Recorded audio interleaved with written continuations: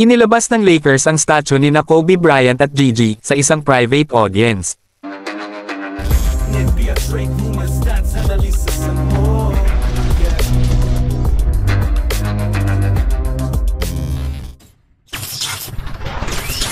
Ang Los Angeles Lakers ay nagpapatuloy ng isang sacred memorial honoring sa basketball legends na sina Kobe at Gigi Bryant. Gaya ng isiniwalat sa isang kwento ni Dave McMenamin ng ESPN, ay marked the second day that the statue, isa sa isang three-piece set, ay nakatakdang ibunyag na ginanap sa isang private ceremony na inilaan para sa close friends and family.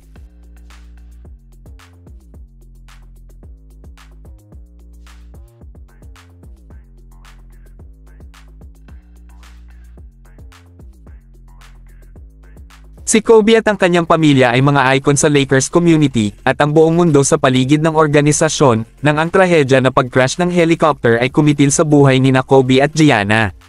Naturally, ang Lakers ay nagpahayag ng kanilang kalungkutan at suporta sa iba't ibang paraan at ang mga pagtatanghal ng statue unveilings are just one of their latest attempts upang i-immortalize ang kanyang legacy.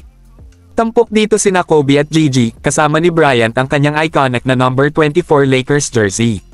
Sa kasamaang palad, ang una ay didn't turn out so well pagkatapos mag-viral ang mga fans para sa kanilang negatibong reaksyon sa rebulto. Bukod sa mga maling spelling, maraming mga tagahanga ang nag-claim na mukhang mura ito at hindi karapat-dapat na kumatawan sa iconic career ni Kobe. Sa kasong ito, walang nakakaalam kung ano ang magiging hitsura ng statue, ngunit maaaring ma-imagine ng isa na naglalaman ito ng isang figure sa bahagi ng isang iconic na pose kasama sina Kobe at Gigi. Bago sila namatay, gumugol sila ng maraming oras na magkasama privately at sa publiko na tinatalakay ang game at life itself.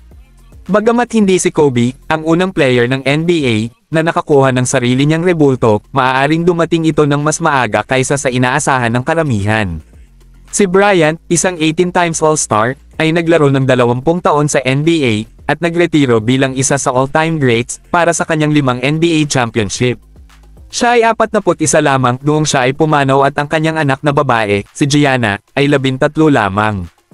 Upang sabihin na ito ay isang sandali na nananatili sa Lakers, ay isang maliit na pahayag at sinusubukan pa rin nilang gunitain ang kanyang legacy hanggang ngayon.